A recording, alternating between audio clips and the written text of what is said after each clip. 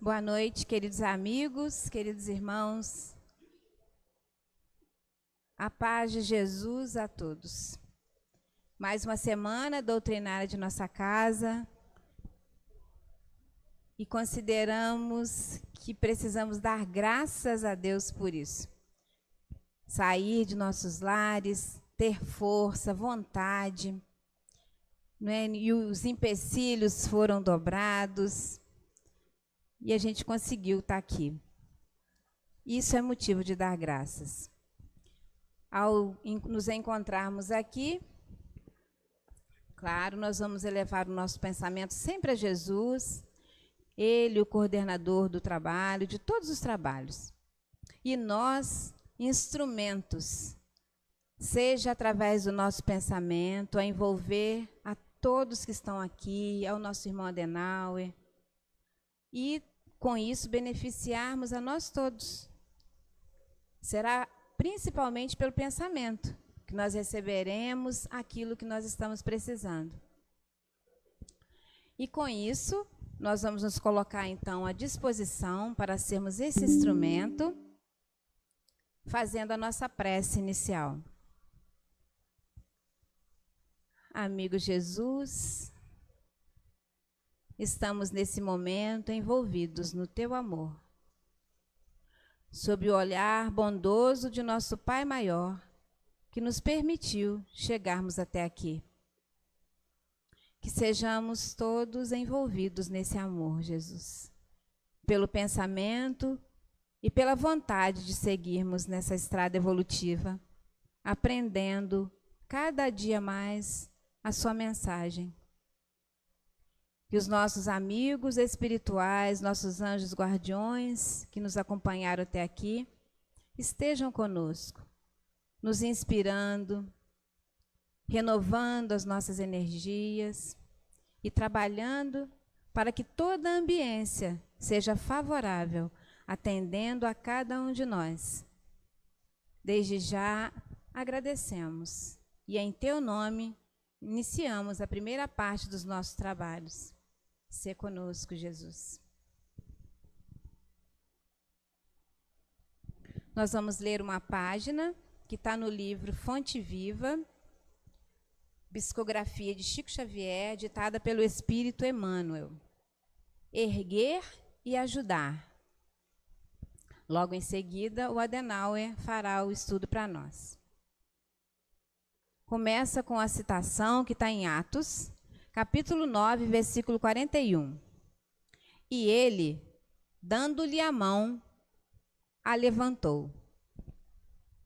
Muito significativa a lição dos Atos, quando Pedro restaura a irmã Dorcas para a vida. Não se contenta o apóstolo em pronunciar palavras lindas aos seus ouvidos, renovando-lhe as forças gerais. Dá-lhe as mãos para que se levante. O ensinamento é dos mais simbólicos. Observamos muitos companheiros a se reerguerem para o conhecimento, para a alegria e para a virtude, banhados pela divina claridade do Mestre, e que podem levantar milhares de criaturas para a esfera superior. Para isso, porém, não bastará a predicação pura e simples.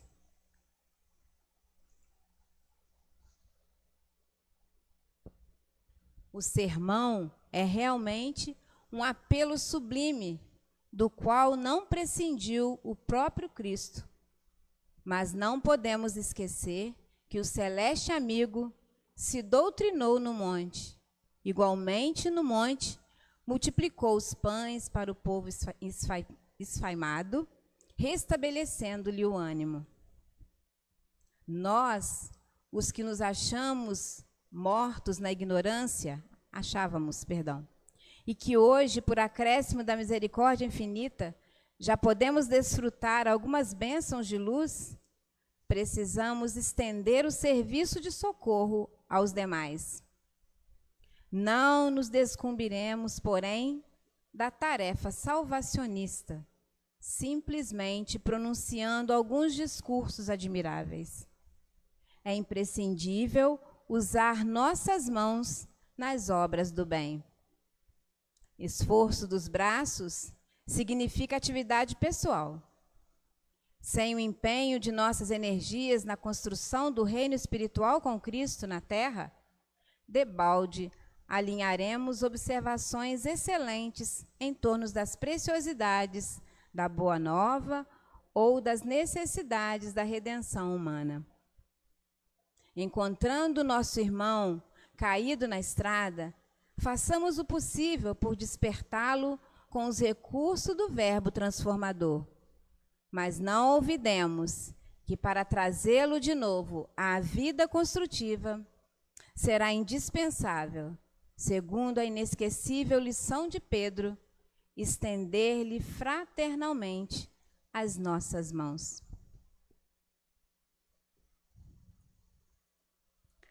Aí tem uma música que eu gosto muito, que o refrão dela é não nos cabe só falar. Também cabe agir e nos tornar muito melhores, né? Que Jesus, o divino amigo, nos inspire e toque o nosso coração, para que a gente tenha essa força, para que a gente tenha essa vontade de perceber naquele necessitado alguém que precisa de nossas mãos, do nosso olhar, do nosso ouvido, né? Ao invés de ficarmos somente jogando para ele, talvez cobranças, ou citando verbos do Cristo. Vamos tocar o coração desse irmão, mostrando também o nosso exemplo, que, claro, são muito poucos ainda, mas será nesse exercício, no domínio de nossa própria inclinação, que nós estaremos ajudando muitos dos nossos irmãos sofridos. Deus auxilia os homens através dos próprios homens. Que sejamos um deles. Muita paz. Passamos a palavra para o nosso irmão Adenor.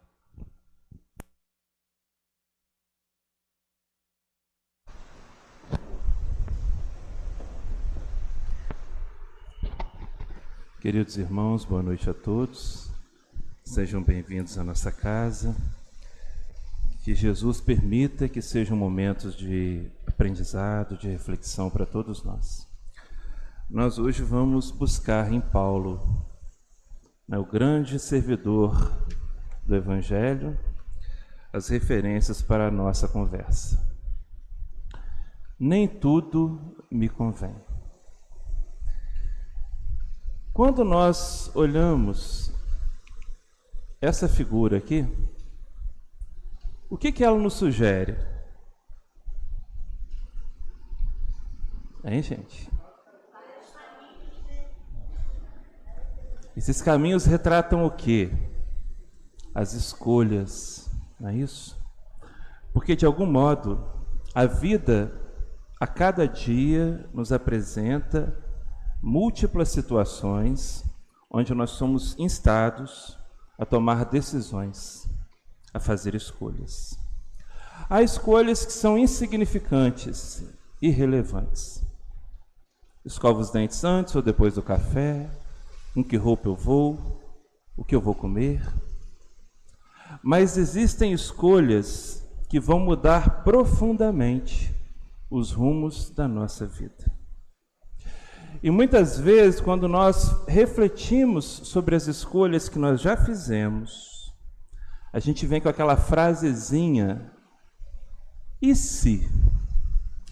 E se em dado momento da minha vida eu tivesse feito essa escolha ao invés daquela? Mas aí já não funciona mais, não é? Porque nós não temos a habilidade de voltar no tempo. Então o que importa é entender que o momento real e verdadeiro das nossas vidas é aquele que nós estamos vivendo agora.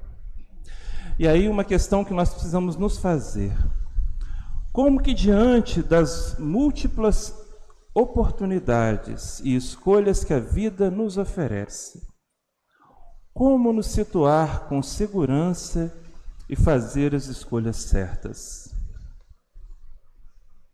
E aí eu tenho uma pergunta para vocês. será que a doutrina espírita pode contribuir para que nos momentos de decisão nós possamos fazer as escolhas mais adequadas? Pode, gente? Pode. E é isso que nós vamos conversar nessa noite de hoje, né?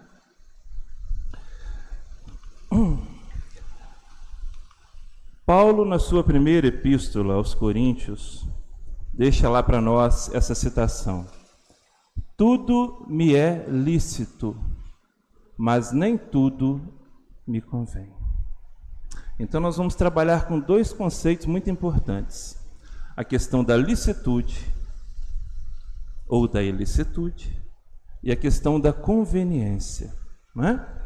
Então nós trouxemos alguns conceitos para deixar bem claro para nós o que Paulo nos convida a pensar. O que é a ilicitude? O que é algo ilícito? Acho que é bem fácil de nós entendermos o sentido, né? É um fato que é contrário à lei.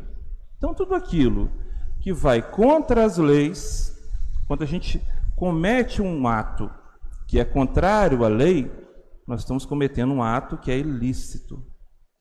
Mas olha o que Paulo fala: tudo me é lícito, mas nem tudo me convém. Mas o que é uma coisa lícita? Veja bem, aquilo que é permitido, legítimo e está em conformidade com a lei. Então Paulo começa a nos fazer pensar que há coisas que nós fazemos, ou podemos vir a fazer, que não constituem transgressão à lei, mas que não nos convém fazer. Aí então a gente vai para um outro conceito, porque quando se fala em licitude, naquilo que é permitido, a gente vai se basear em dois conceitos, porque quando a gente fala em lei, existem fundamentalmente duas leis, não é? As leis humanas, e outro as leis divinas ou leis naturais. E as leis humanas nem sempre vão espelhar as leis naturais, né?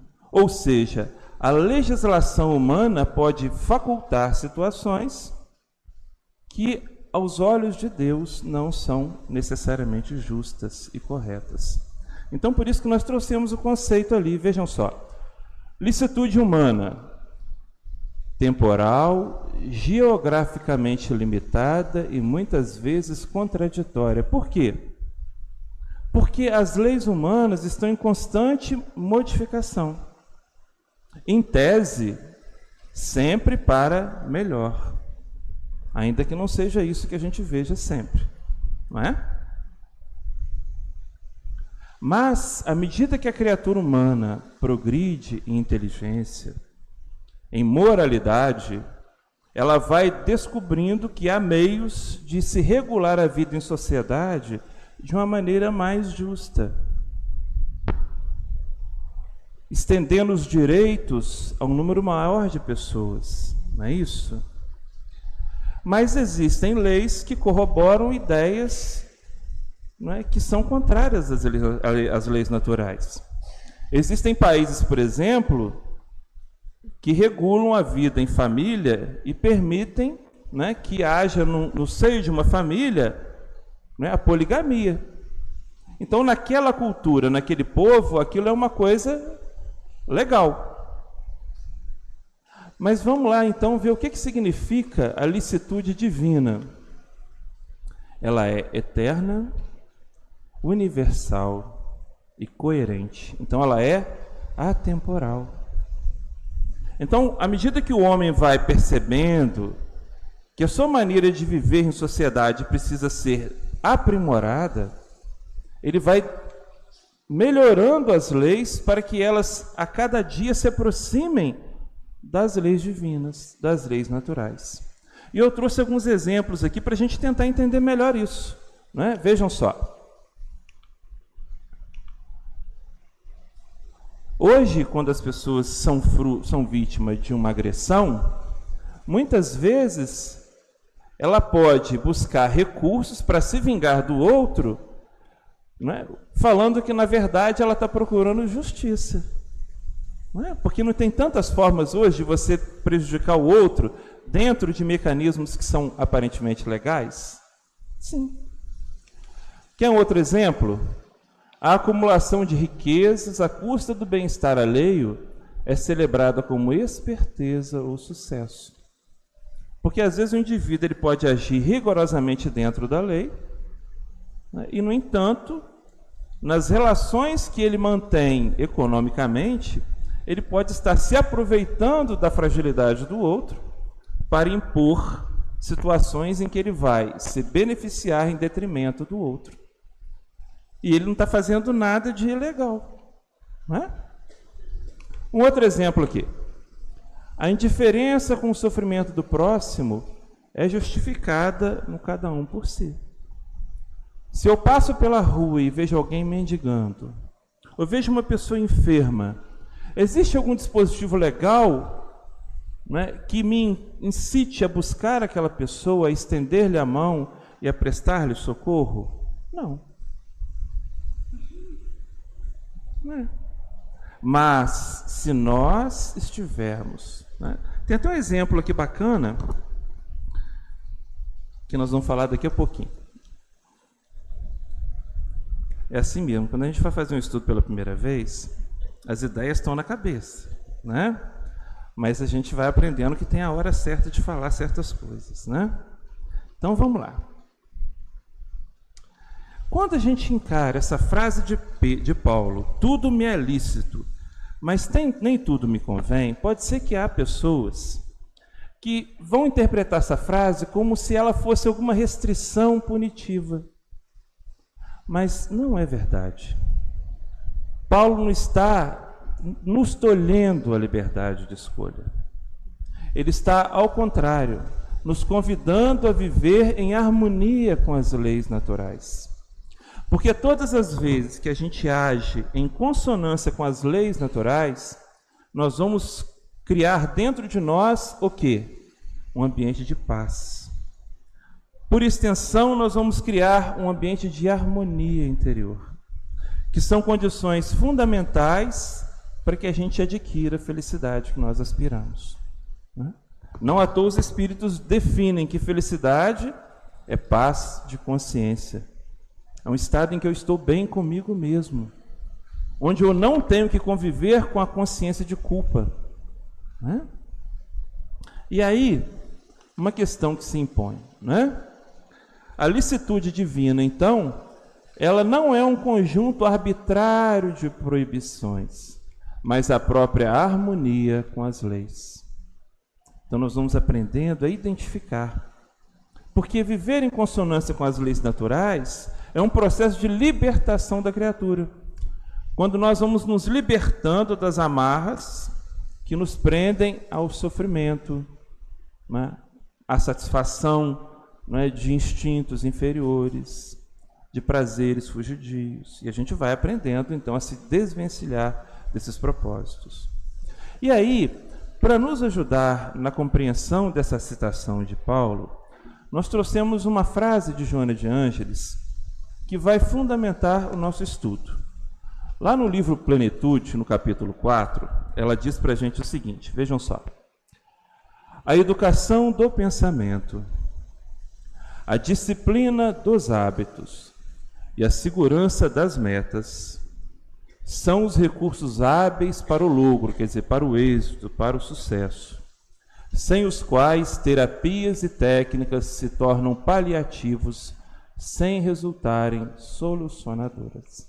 Então nós vamos trabalhar isso, esses três aspectos. A educação do pensamento, entender como esse processo ele é benéfico para nós, a importância da disciplina dos hábitos e, por fim, a segurança das metas. Por que é importante abraçar metas? Que metas são essas que nós precisamos abraçar?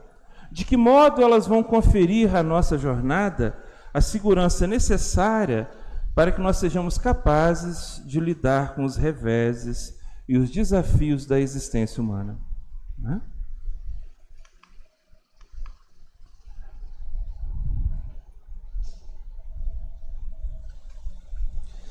E aí, então, quando a gente fala sobre a educação do pensamento, vamos voltar lá na citação de Paulo. Ele diz assim: tudo me é lícito, mas nem tudo me convém.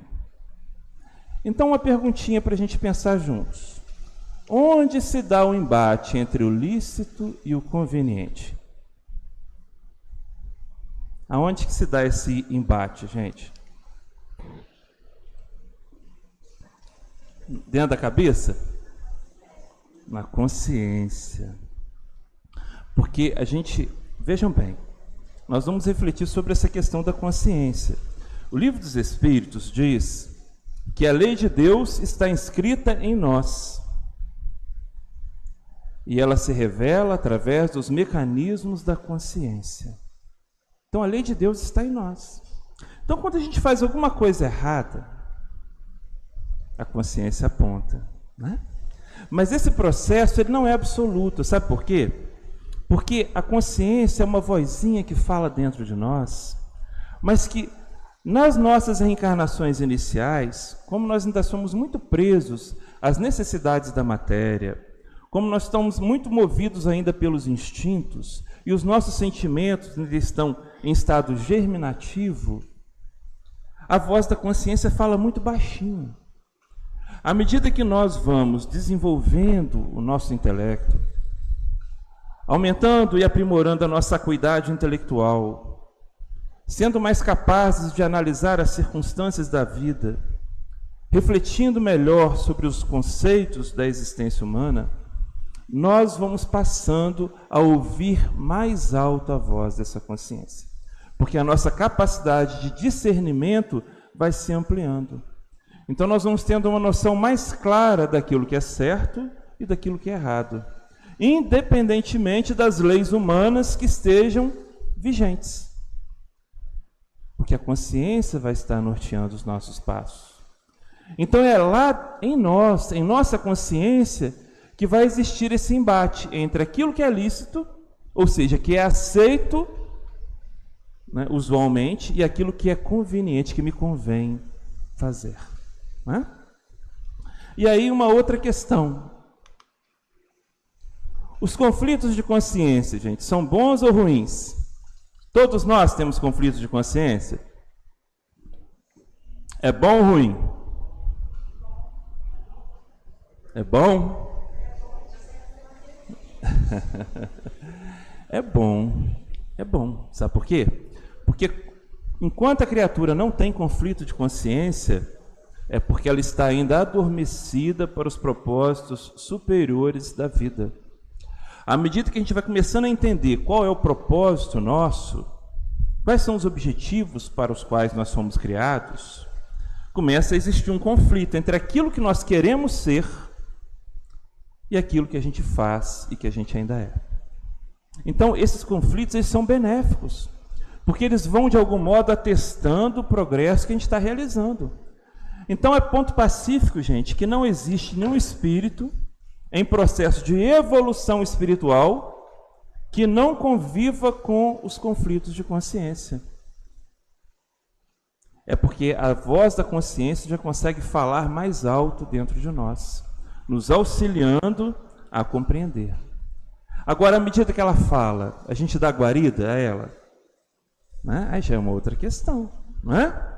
E a gente percebe como essa educação do pensamento, como que o propósito, não é, esse processo de instrução, de aprendizado das coisas espirituais, vai acelerando essa descoberta em nós. Porque quanto mais a gente lê, instrui e reflete em torno, né, das informações de natureza espiritual, mais lustros nós vamos nos tornando, não é? E aí, então, dando sequência a essas reflexões sobre a educação do pensamento, nós vamos trazer uma outra citação de Joana de Ângeles, que está no mesmo livro Plenitude, capítulo 4. Olha o que ela diz. Educar a mente, disciplinando a vontade. Veja só. Então ela diz que nesse processo de educação do pensamento, é fundamental passar por esse caminhozinho aqui. Disciplinar a nossa vontade. constitui passo inicial para extirpar as causas das aflições, infundindo responsabilidades atuais. O que é infundir responsabilidade? É entender que as nossas atitudes, que as nossas realizações, elas têm um peso e vão desencadear consequências benéficas ou prejudiciais para nós ou para os outros. E todas as ações que a gente realiza vão desencadear reações. Não é o princípio da física? Toda ação desencadeia uma reação em sentido oposto, na mesma intensidade? Então, no aspecto da vida moral, as coisas acontecem do mesmo jeito. Quando eu semeio o bem, eu vou colher o bem. Quando eu transgrido as leis e prejudico o outro ou a mim mesmo, eu estarei passível de reparação. É da lei. Não é Deus que me pune. Não é Deus que nos pune, gente. Prestem atenção.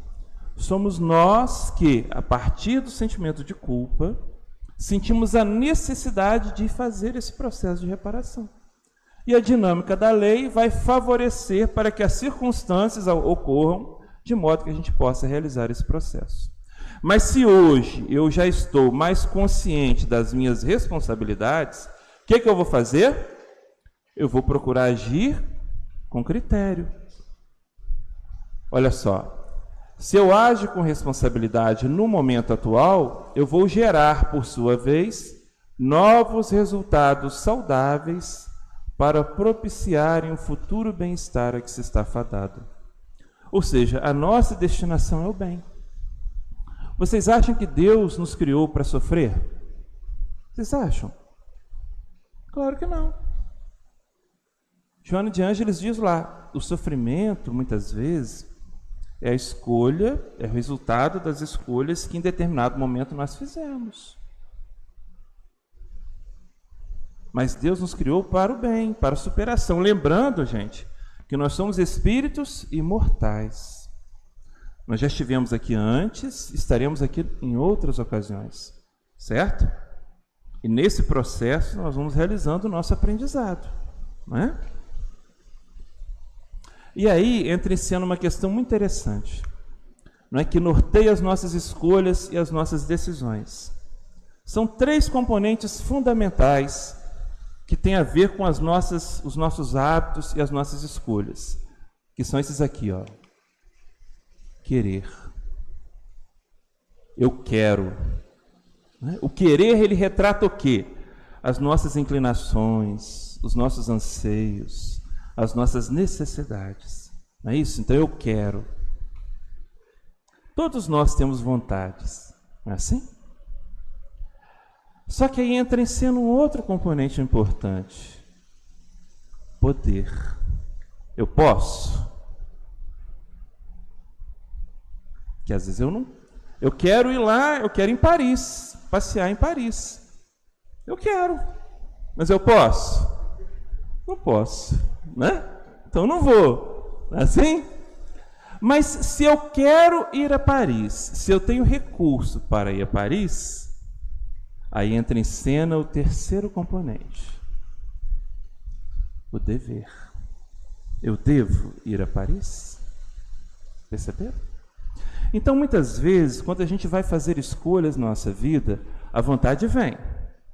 As circunstâncias podem favorecer a satisfação daquele desejo.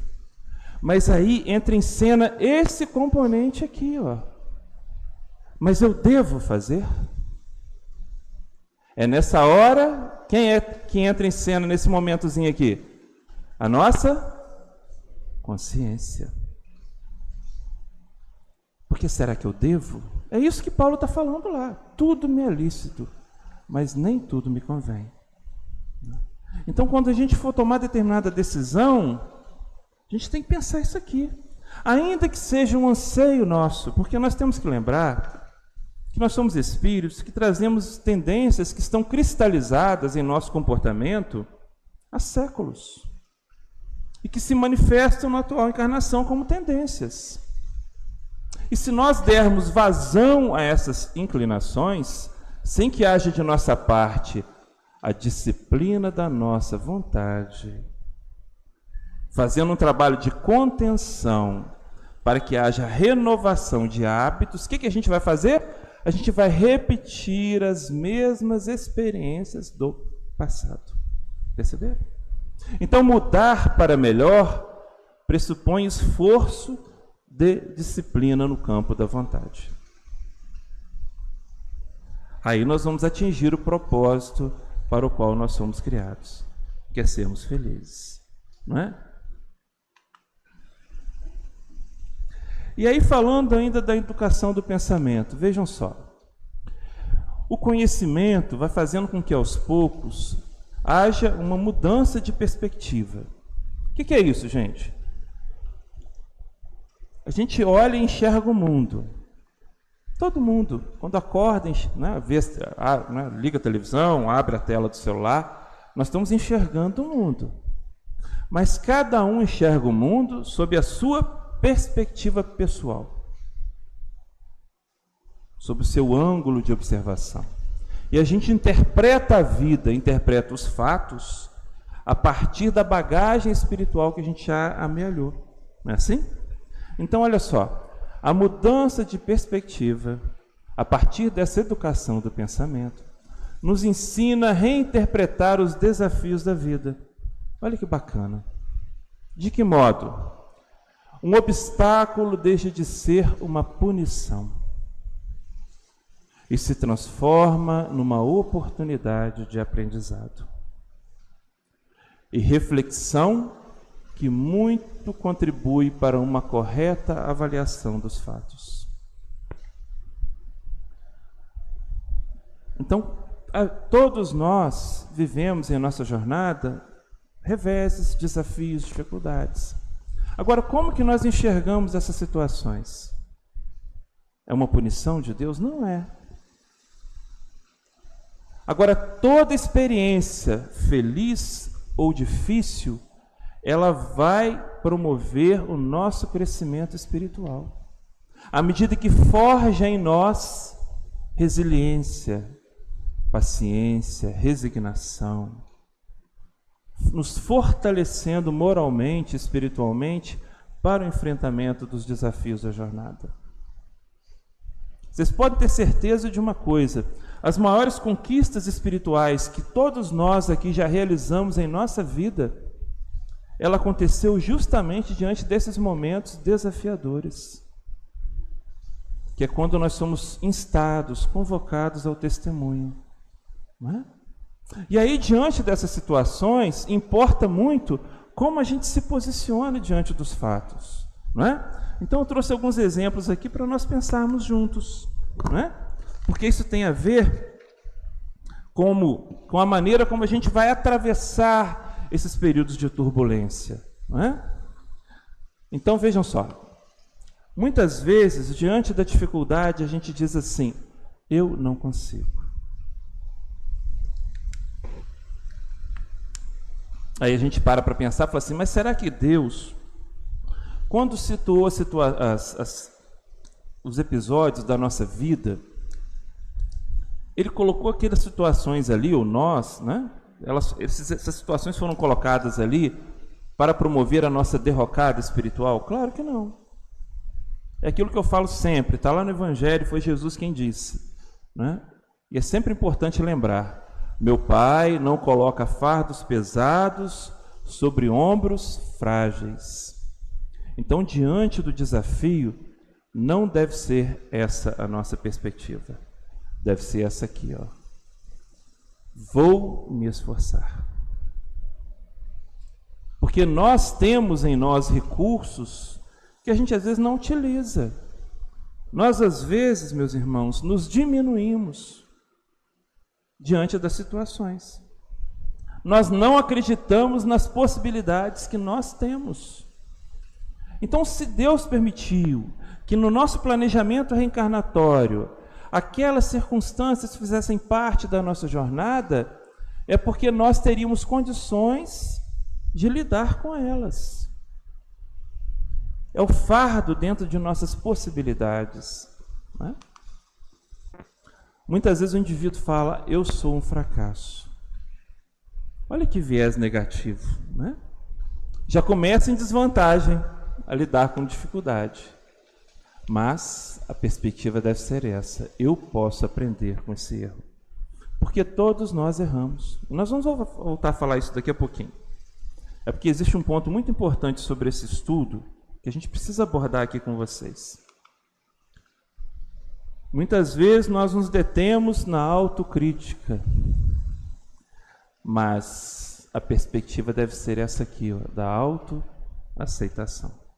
Viram como que nós às vezes nos posicionamos de forma equivocada? Então é importante pensar esses aspectos aqui. Mesmo porque nós nunca, vejam bem, estamos sozinhos diante da adversidade.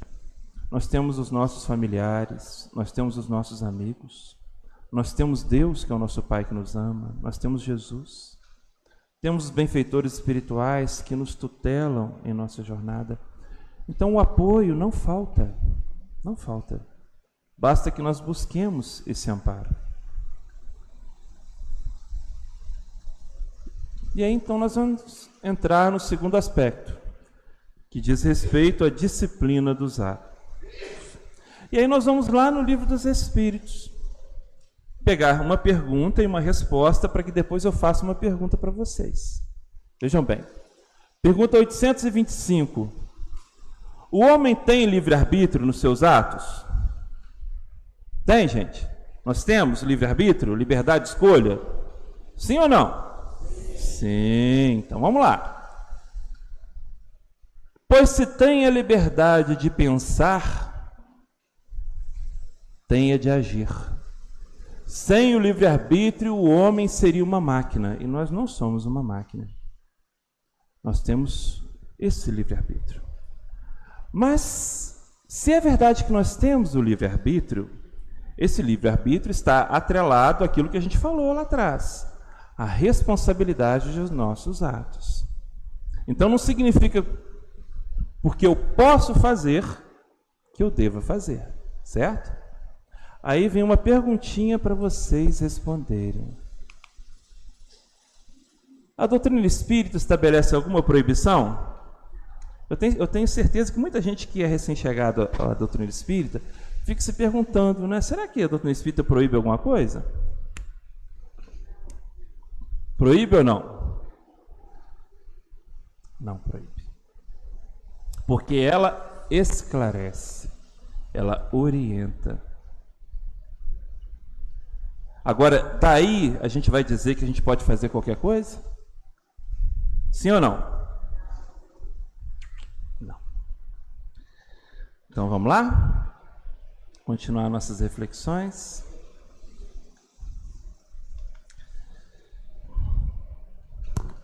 Joana de Ângeles. Vamos refletir nessa frase. A embriaguez dos sentidos é abismo de esquecimento da responsabilidade de consciência perante as exigências da evolução.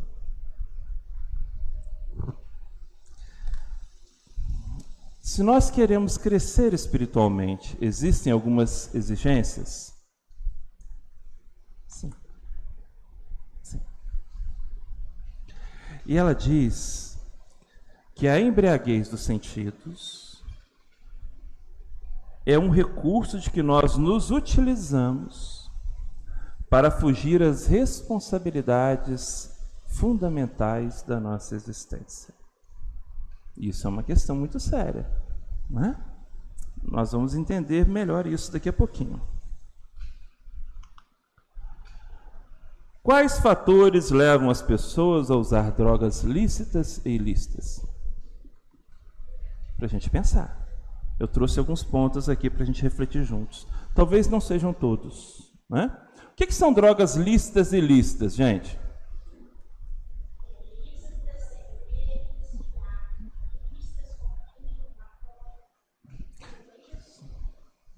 Tem um leque amplo, né? Mas vejam bem. Vamos refletir sobre as causas. Né? Aceitação.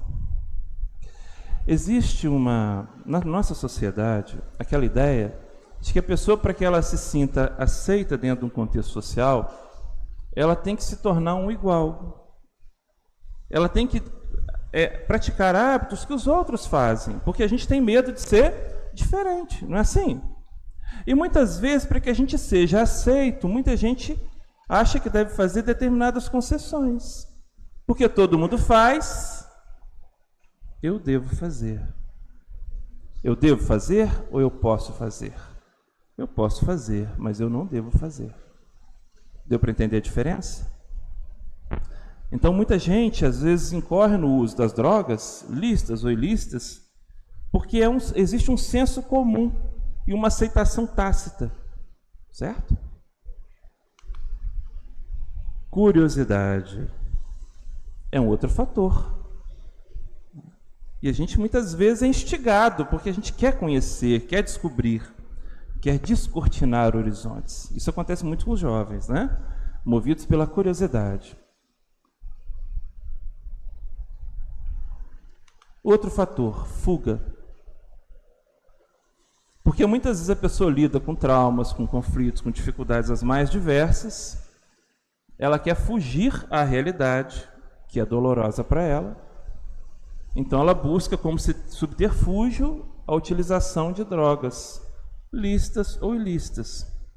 Porque elas permitem que, durante o momento em que elas fazem efeito, o indivíduo, de algum modo, ele fuja aos próprios conflitos existenciais de que ele é portador.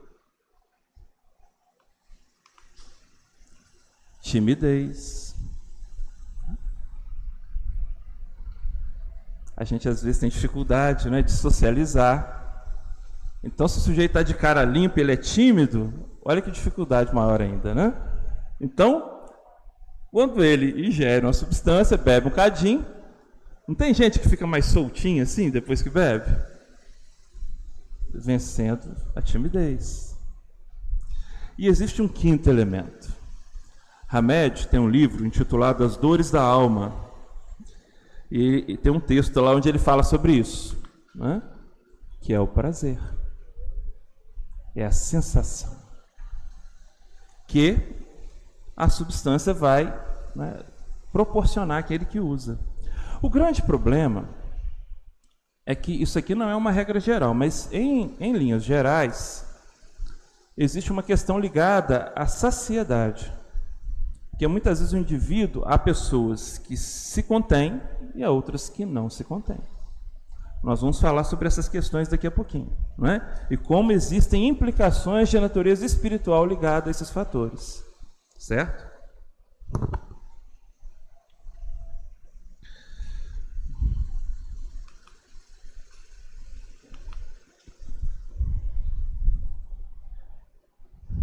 Uma pergunta. Existe algum fator predisponente ao alcoolismo? Eu usei o alcoolismo aqui, mas isso só pode se aplicar a outros tipos de droga também. Porque quando se trata dos vícios por substâncias, existem pessoas que conseguem conter o impulso dentro de um determinado limite, e há pessoas que não conseguem. Isso acontece não só, por isso que existe o AA, mas existe o NA também, porque há pessoas que enveredam por esses caminhos e não conseguem parar. E aí então a gente vai refletir junto sobre isso. Inácio Ferreira foi um psiquiatra. Ele criou o Sanatório Espírita de Uberaba. E enquanto encarnado, ele fez uma série de experiências lá no Sanatório Espírita. Era um sanatório que, né, utilizava a terapia convencional, a alopatia, mas ele também introduziu à época reuniões mediúnicas, fluidoterapia, e ele conseguiu um índice, né, de melhoria para os pacientes muito acima daquele que se conseguia usando as terapias tradicionais. E ele escreveu 2 livros à época, Novos Rumos à Medicina, volume 1 e 2, relatando a experiência dele e trazendo algumas reflexões, né, dessa experiência. Depois ele escreveu esse livro aqui, Psiquiatria em Face da Reencarnação. Então, olha o que o nosso irmão diz para nós. Ó. O alcoolismo passa de uma encarnação a outra. Os vícios, como o álcool e os entorpecentes, são conservados pelo perispírito, sofrendo a intoxicação do seu ego, a intoxicação psíquica. Persistem, pois o espírito não morre, continua sua vida como repositório dos sentimentos e dos desejos. Tem até uma colocação que eu gostaria de ler para vocês aqui, que é essa aqui, ó. Dessa forma, não é difícil percebermos que o espírito desencarnado leva consigo seus desejos e sentimentos. E sendo o alcoolismo um hábito motivado pelo reflexo condicionado, porque ele bebe e tem aquela reação, né? Que desperta uma sensação conhecida do passado, mantém esse reflexo. Mantém o desejo de consumir a substância, mas agora sem o corpo para ingeri-la e acessá-la. Aqui ele está falando da dependência do espírito desencarnado, que às vezes era um alcoólatra quando encarnado, chega no mundo espiritual, ele continua sedento daquelas mesmas sensações. Então ele vai muitas vezes buscar a companhia de um encarnado. A gente vai falar sobre isso daqui a pouquinho, né? E aí, nós trouxemos uma citação também do Dr. Carlos Eduardo Maciel, da Associação Médica Espírita de Minas Gerais. Ele fez um seminário sobre saúde e espiritualidade na Faculdade de Medicina lá de Barbacena.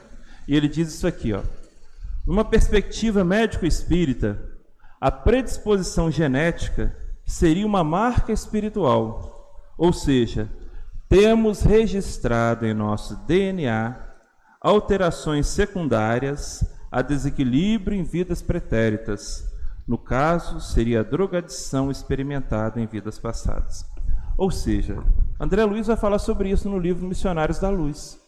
Ele diz que quando o espírito está prestes a reencarnar, e ao planejamento reencarnatório, ele vai reencarnar com um corpo que vai retratar necessidades e inclinações de que o espírito é portador.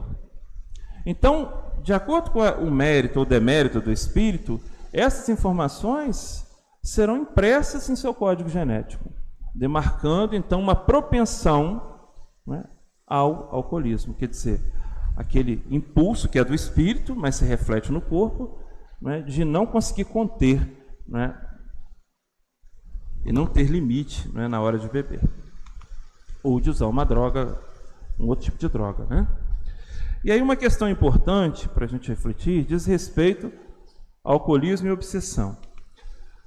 O uso dessas substâncias podem dar origem a processos obsessivos? O que vocês acham? Nós trouxemos um trecho do livro No Mundo Maior, de André Luiz. Ali ele fala de uma passagem em que ele participava de um grupo que estava dando suporte a um rapaz chamado Antídio. E esse Antídio, ele era um alcoólatra. E essa equipe espiritual já tinha intervido antes em favor desse jovem. Porque aquela não era a primeira vez que ele caía naquela situação. E aí então Calderaro, né, que era um médico espiritual, quer dizer, é um indivíduo que foi médico aqui na Terra, detinha os conhecimentos e coordenava uma equipe de socorro a espíritos nessa condição. Ele determinou que naquele momento ele ficaria à própria sorte, né? E ficaria no hospital, porque ele precisava passar por aquele processo ali para recapitular as suas escolhas. Então André Luiz descreve a situação, né, em que esse homem estava. Isso aqui, gente, não é uma situação geral que acontece com todo mundo, mas é um retrato daquilo que pode acontecer em determinadas situações, tá bom? Então veja o que ele narra lá para a gente. A cena infundia angústia e assombro. Estaríamos diante de um homem embriagado ou de uma taça viva, cujo conteúdo sorviam gênios satânicos do vício? Semidesligado do organismo denso, pela atuação anestesiante do tóxico, passou a identificar-se mais intimamente com as entidades que o perseguiam. os 4 infelizes desencarnados, a seu turno, tinham a mente invadida por visões terrificantes do sepulcro que haviam atravessado como dipsomaníacos. Então, o que André Luiz está dizendo aqui? Que aquele homem estava ali, né, embriagado, e à medida que ele estava envolvido naquela situação, ele tinha companhias espirituais. E aqueles homens que eram 4, no caso em questão aqui, que estavam com ele, estavam ali por quê? Porque eram indivíduos. O termo dipsomaníaco diz respeito a uma pessoa que é alcoólatra, né? Existe alguma nuance, né, diferente, mas fundamentalmente é alguém que é alcoólatra. Então esses espíritos eram alcoólatras quando desencarnados, desencarnaram, e dada a sua condição moral, o seu apego à sensação material, não conseguiram se libertar desse jugo, veja bem. E permaneceram então sedentos dessa sensação. Eu li o texto agora há pouco para vocês. Então eles procuraram, esses espíritos muitas vezes procuram pessoas que têm os mesmos hábitos, né, por uma questão de sintonia mental, de afinidade, né, de interesses, eles se, né, aproximam e ficam ali para tentar sorver as sensações. Uma pseudo-sensação, né, porque ele não tem um corpo físico mais, mas enquanto o outro bebe, ele aure aquelas percepções. Agora, existe uma questão muito interessante que ele fala aqui, que é essa aqui, ó. Ele diz que o sujeito estava semi-desligado do organismo. Mas como é que pode, né? O que acontece? Então é preciso refletir sobre 2 conceitos importantes aqui. Primeiro, nós aprendemos que existem estados de consciência. Fundamentalmente, 2 estados de consciência que são normais. Quais são? O estado de vigília, que é esse que nós estamos acordados, e durante o sono, né, quando nós estamos aparentemente inconscientes. São os 2 estados normais de consciência. Mas existem os chamados estados alterados de consciência, onde acontece essa dissociação psíquica. O que é a dissociação psíquica? Veja a definição. Emancipação mais ou menos intensa dos circuitos neurais que mantém o estado de consciência considerado normal. Então, o indivíduo, por exemplo, quando ele está em transe mediúnico, ele está em estado alterado de consciência.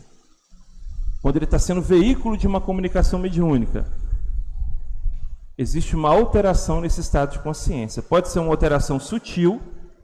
Quando o médium tem uma vidência, é uma alteração sutil de consciência.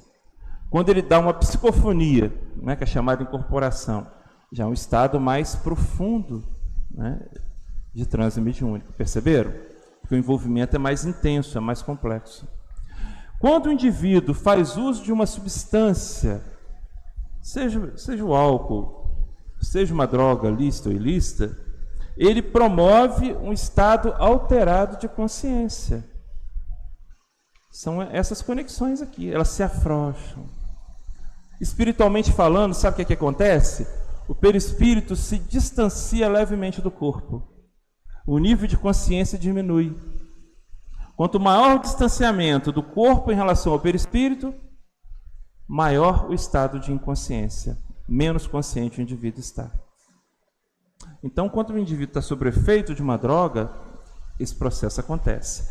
E quando ele se distancia levemente do corpo, o que acontece? Ele está mais à mercê das influências espirituais. Então, o indivíduo, por exemplo, quando está sob efeito de uma droga, ou vocês já viram aqueles chá? Ayahuasca, como é que eu não tenho uns chás assim?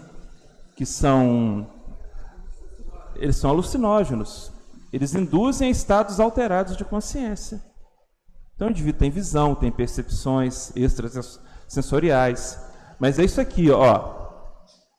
O transe pode ser espontâneo, como no caso da mediunidade, ou induzido, provocado, obtido através da ação magnética, ou seja, de hipnose e sugestibilidade, dos efeitos de substâncias químicas, medicamentos e drogas lícitas e ilícitas.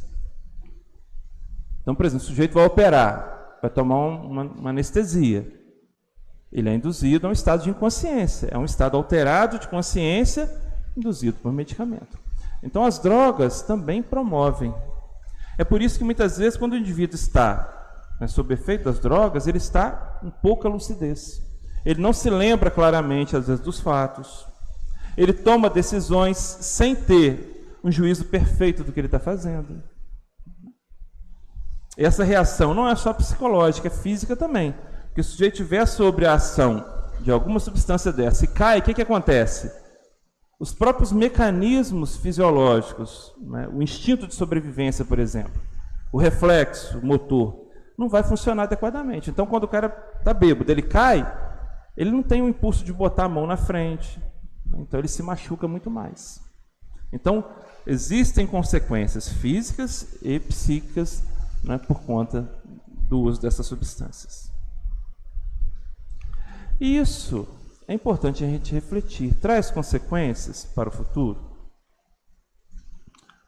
Então, olha aqui, eu trouxe uma síntese muito pequenininha, né, de alguns reflexos sobre o uso de algumas, né, dessas substâncias. O uso abusivo do álcool, ele produz risco de depressão, de respiratória e parada cardíaca, entre outras coisas. Inalação de lança-perfume, risco de parada cardíaca ou respiratória. Uso de êxtase, diminuição rápida e grave da capacidade cognitiva. Consumo de maconha, possíveis episódios de pânico.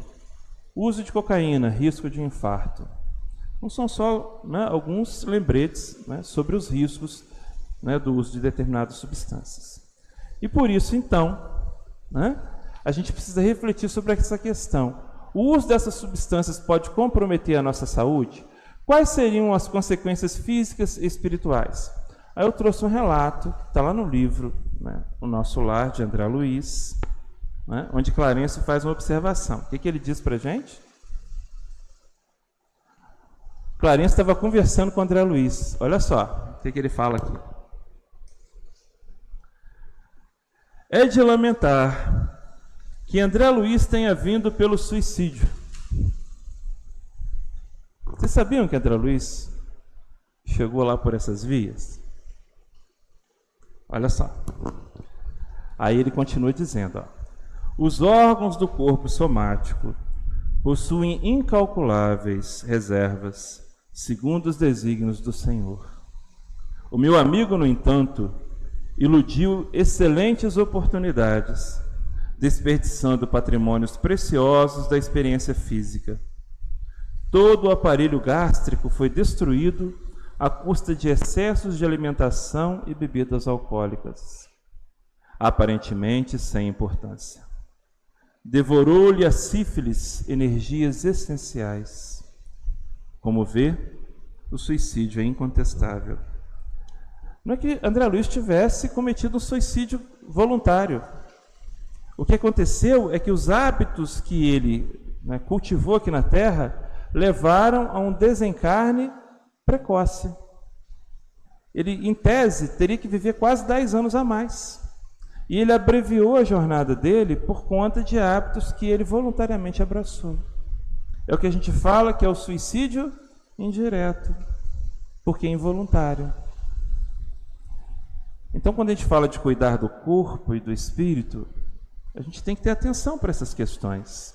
Não é? Porque quando André Luiz chega lá no mundo espiritual, ele vai passar um estágio de sofrimento, né, até que ele fosse resgatado e tivesse todos os cuidados, em parte por conta das escolhas que ele mesmo fez. Então a gente começa a ficar mais atento sobre as responsabilidades, né, que nós precisamos ter com respeito, né, ao cuidado com o corpo e ao cuidado com o espírito. Por isso que Paulo diz, tudo me é lícito, mas nem tudo me convém. E aí a gente entra no último ponto, que é a segurança das metas. O que nós queremos para nós? Então isso aqui é mais para a gente refletir juntos. Cada um vai fazer a sua reflexão pessoal.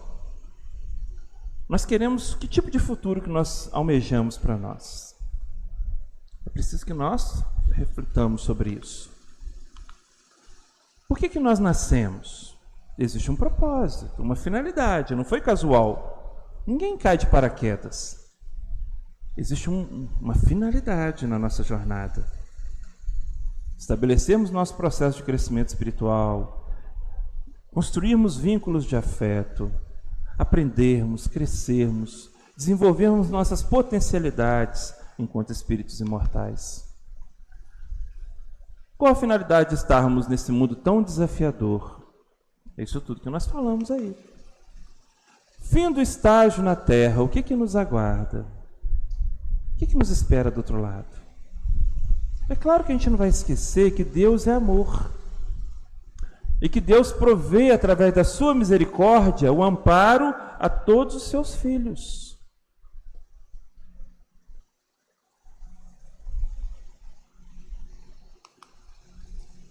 Podemos ser integralmente felizes um dia? Claro que podemos. Começando a construir essa felicidade desde agora. E aí, uma colocação interessante, né? Livro dos Espíritos, pergunta 845. Isso aqui é um alento para nós. Olha o que os Espíritos respondem a Kardec. Não há arrastamento irresistível. Não há, gente. Não há aquele tipo de situação com a qual a gente se depara na nossa vida que não tem jeito. Não tem. Sempre tem jeito. Se nós quisermos, sempre terá jeito. Uma vez que se tenha vontade de resistir, lembrai-vos de que querer é poder. Então é preciso ter foco. Foco. Usar o conhecimento que nós estamos adquirindo, o entendimento para aproveitar as oportunidades de realização. E, sobretudo, o trabalho no bem. Né? Ou seja, quando o indivíduo estabelece metas seguras e alinhadas com sua evolução espiritual, ele fortalece a sua vontade e adquire resiliência para enfrentar os desafios. Então, cada dia que a gente vem aqui no centro e aprende um cadinho, nós estamos fazendo exatamente isso aqui. Ó. Né? E aí, para a gente encerrar,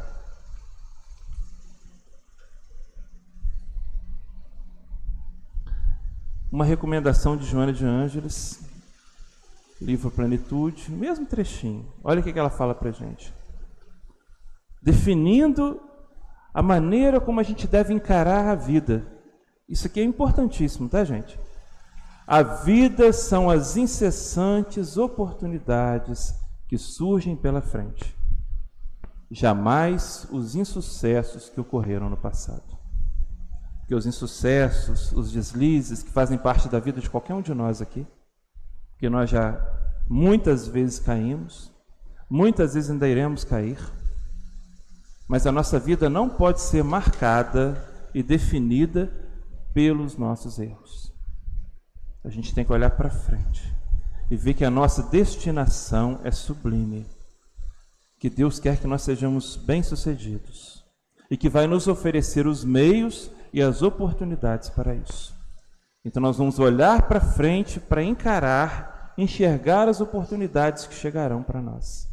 E aí, diante delas, para a gente encerrar, errar sem aprender é extremamente doloroso. Não é? Quebra a cara, não aprende, o que a gente vai fazer? Quebrar a cara de novo. O que é melhor então? Aprender sem errar. A gente não precisa passar por todo tipo de experiência negativa para passar a entender o que é bom e o que é ruim para a gente. É por isso que Paulo diz, tudo me é lícito, mas nem tudo me convém. Então que nós possamos pautar as nossas escolhas, não por aquilo que seja lícito, mas aquilo que convém para nós. Aquilo que vai contribuir para que nós sejamos felizes de fato. Que Jesus nos ampare e nos inspire nessa busca sempre. Muita paz.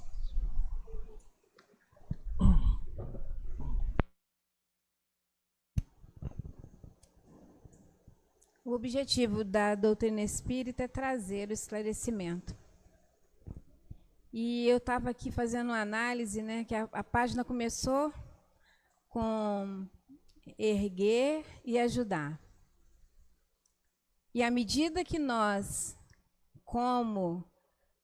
saindo, né, da ignorância, né, buscando o conhecimento que nós estamos fazendo, nós temos, assim, condições, temos profissionais capazes de ajudar, né? Então, todo esse contexto foi criado aqui hoje.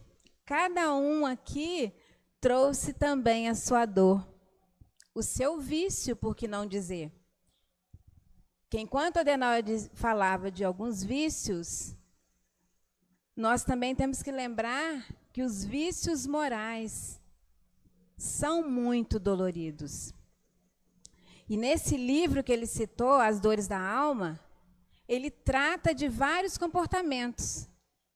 A depressão, o medo, a culpa, a mágoa, a rigidez, a repressão, dentre outros comportamentos. Tudo está aqui na nossa mão hoje. Era preciso que a gente lembrasse isso. Porque nós estamos também carregando conosco dificuldades para tratar. E nesse livro Hamed diz que as dores do corpo são melhores que as da alma. Por quê? Porque existem medicamentos, a ciência avançada, profissionais da área de saúde a auxiliar, ao passo que esses vícios morais, eles estão dependendo muito de nós, da nossa vontade, do nosso pensamento, da nossa maneira de querer levar a vida. E felizes aqueles que hoje tratam da dor física. Felizes aqueles que podem contar com todo esse manancial de medicamentos, de profissionais que a gente tem. E é por isso que a gente recorre à doutrina espírita, para buscar esse esclarecimento, para tratar as dores da nossa alma. As dificuldades que nós temos em nos conhecermos, até onde a gente pode ir, o que a gente pode experimentar numa vida onde há muitas ofertas. Tudo chega de presente, tudo é entregue para a gente. Vem com muita facilidade, mas a gente vai aprender a partir do autoconhecimento. Então, vamos fazer junto essa reflexão? Vamos buscar a figura de Jesus e rogar a Ele o amparo, a proteção, mas também o discernimento, a sabedoria para lidarmos com as nossas dificuldades. Rogar aos nossos amigos espirituais que nos fortaleça diante de tantos desafios que temos na nossa vida. Coragem para lidar com eles, não fugir deles. Amenizar as nossas dores com tudo aquilo que Ele nos ofertou. E tão somente com o seu exemplo. Poucas palavras. Que Ele nos ampare, nos abençoe. Abrace a tantos familiares que lidam no momento com suas dores. Que Jesus, o divino amigo, permaneça conosco ao sairmos daqui, no nosso pensamento e no nosso coração.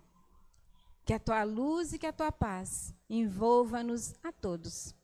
E aqueles que tiverem condições de erguer e ajudar, que possam ser fortalecidos e inspirados sempre. Graças te damos, Jesus, e em teu nome encerramos o trabalho da primeira parte. Aqueles que quiserem tomar o passe, possam permanecer nos seus lugares. Graças a Deus.